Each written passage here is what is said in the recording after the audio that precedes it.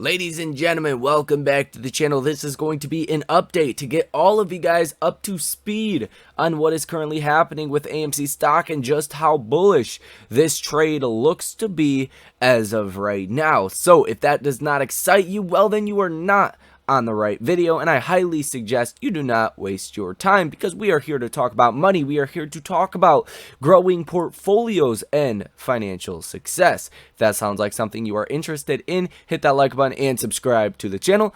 And let's get straight to it. We don't have any time to waste. It is 2023. It's going to be 2030 before you know it.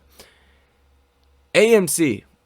Let's just talk about where we currently are. Now, we're waiting on earnings coming out in about the next 2 weeks. Now, I think earnings in and of themselves will be massively important. This is going to be the first earnings in 2023. This is going to be the first earnings that potentially we're going to get a forecast of profits and positive EBITDA. This is going to be the first earnings that it's probably going to sound a lot more bullish than not, and all earnings have sounded pretty bullish coming from AMC, but this is no longer 2022, where a company like AMC, for an example, would give you beats to the top and the bottom line. They would give you good guidance. They would have very good things to say about the next couple of months, the next couple of years, and the stocks would go down 10 to 20%. Why? Because they were unprofitable. Anything unprofitable was a very easy short in 2022. That's not so much the case anymore. And what we have seen, at least for now in 2023, is even if a company doesn't even hit their estimates from analysts on the top or the bottom line, they're still going higher if they provide good guidance. And Adam Aron just came out on Twitter a couple of days ago and said 35% more movies will be going to theaters in 2023 than 2022. And we've had a lot of movies already that we're not expecting to do good numbers at the box office. What was that? Annabelle or some other movie like that was really catching headlines. And give me a couple minutes, I'll probably think about it mid-video and tell you guys the title name. We were only expecting $10 million from the box office. First weekend, it did over $100 million. People are going to theaters, and I think that could very well be rewarded in a way that we have not seen in 2022, and we have not seen for a very long time. So for a lot of those more specific market environment reasons, I'm bullish heading into the first earnings in 2023 with AMC stock. Now, you also have the vote coming on March 14th, and that's going to be a big one, and there's a lot of debate back and forth if this is good or bad. A couple things I will point out to you guys like I did in the last video. First things first, fundamentals, right? Fundamentally speaking, this is going to make AMC better. And what is the main reason people actually short a stock? It's not speculation, it's not rumors, it's not this or that, it's fundamentals. Do the fundamentals make sense? If they don't, short it. If they do, don't short it. Or if they do, or they start to, look better, then maybe that's when you cover on your short position. So ultimately, shorts covering on their short positions, most of it has to do with fundamentals. Or at least, when they cover on them, right? So I think that's one aspect to look at it. The other one that I really like to look at as well, or at least think about to myself, is Adam Aron, the board, the executives. They're going to make more money if AMC shareholders make more money. So ultimately, instinctively, I think this is something that is meant to be a positive. Now, if it turns out to be a negative, who knows? They're going to pay down some or convert some debt into equity, which will take a debt burden off of the backs of AMC, and it'll also give AMC a couple $100 million at least at the bare minimum of fresh new capital, with, in theory, them being able to raise up to $22 billion according to Benzinga and JP Morgan. So when you look at it like that, it's hard to see a lot of negatives here in terms of a short squeeze. Now, if you take a look at the Ortex data, AMC is on the threshold securities list. The live short interest of free float is sitting at 23.5%. You have not been at these levels since June of 2021, and you were only there for one reading on June 1st before subsequently was it May 27th, May 27th, May 28th? Well, actually, let's just go ahead and look at it. Okay, we don't have to go too far back here. Yes, the settlement day was May 28th.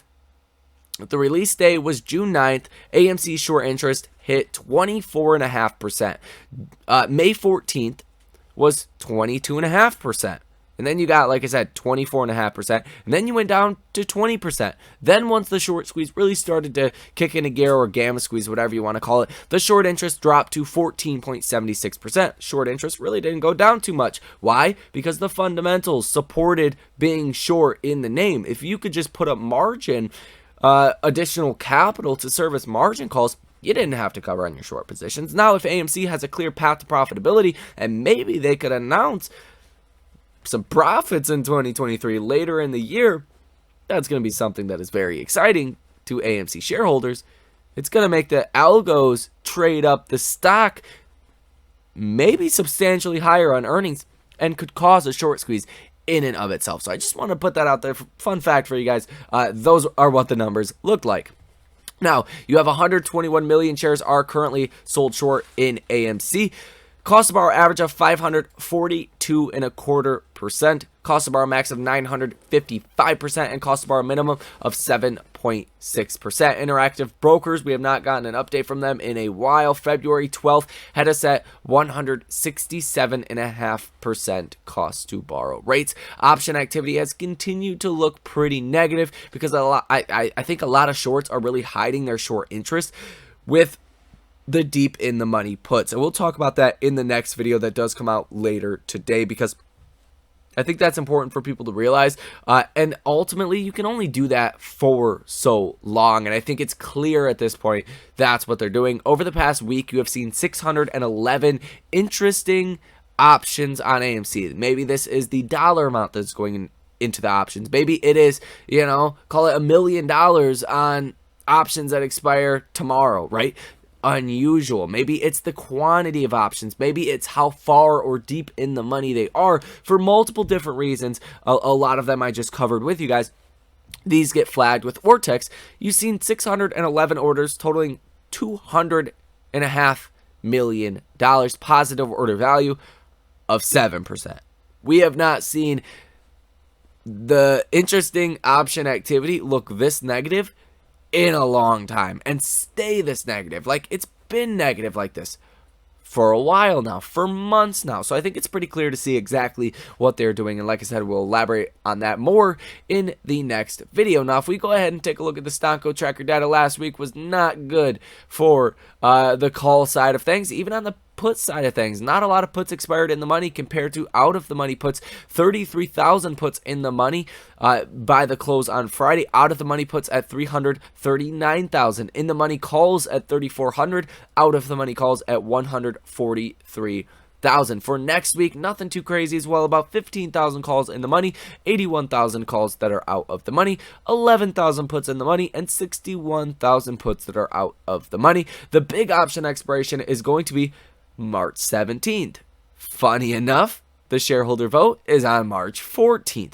Going to be an exceptionally volatile week, in my personal opinion, especially coming off of earnings. If we do get a big rally, maybe not necessarily the short squeeze, but if we do get a big rally, it's going to put you in a very precarious position for the shorts heading into that shareholder vote on March 14th, given the extreme levels of option activity. Now, at the same time as all of that, you do have a bunch of FTDs that do become due next week, and more so the week after that. So if we take a look at Tuesday, keep in mind Monday is not going to be trading. It's President's Day, so we're not going to be trading.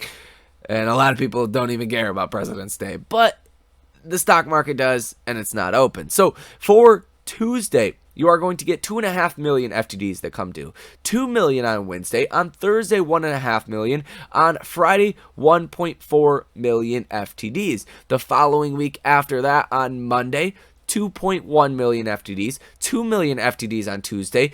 3.2 million on Wednesday. 3 million on Thursday. And another almost 3 million on Friday. And Some people were saying, did you even think that some FTDs were being closed out last week?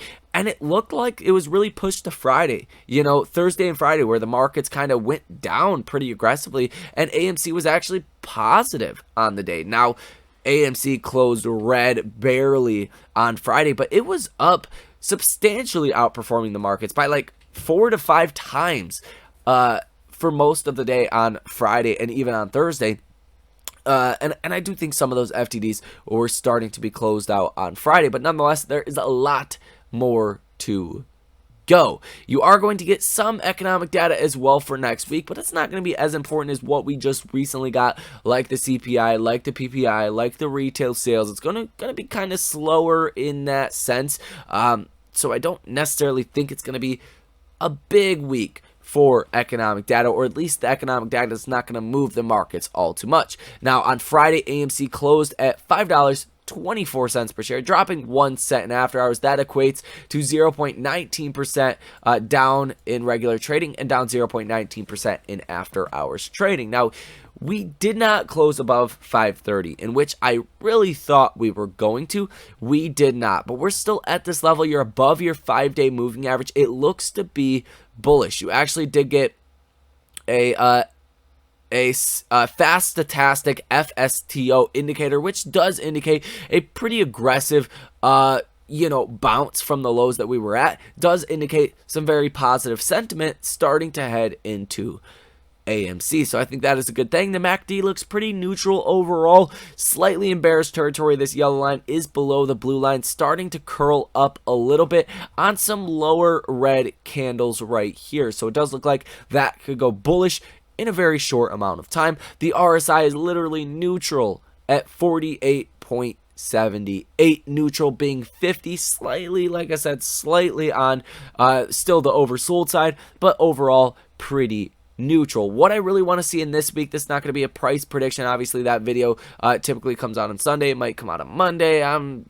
going back and forth on when we actually want to release that video, because I think this week will also be big heading into AMC earnings. Not this week, but that next following week.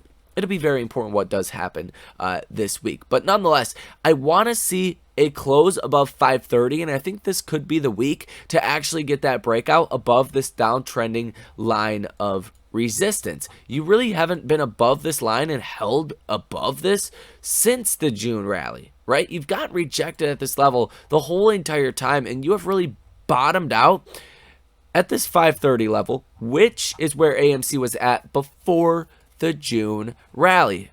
And after the January rally, you went up, right? You came down, you held this level, and you held this all the way until June, when you subsequently went through that gamma squeeze. I can't even really call it a short squeeze because shorts didn't cover in a big way. Fundamentals didn't support that. It looked like AMC was still going bankrupt for good reasons. Shorts did not fully cover on their short positions. Only guys that got blown out, that seen their hedge fund values drop 20, 30, 40, 50% in the case of Melvin Capital, had to cover on their short positions. Everyone else just rode the storm and likely still covered at like $20, $30, but not quite like 50, 60, 70, where AMC ultimately hit. And now they've been in their short positions for a while. Some might actually be positive by quite a bit still. If you're positive, then you definitely want to be a little bit more neutral in your positioning and get out of that short position a little bit faster. So I do want to see a break above this downtrending level of resistance, and I think this could be and will be the week that we do break out above that, guys. So further details to come in the next video. Hit that like button and subscribe to the channel in the meantime, especially if you want to see that video as soon as it is released. Most importantly, enjoy the rest of your day and your weekends, and I will see you in the next one.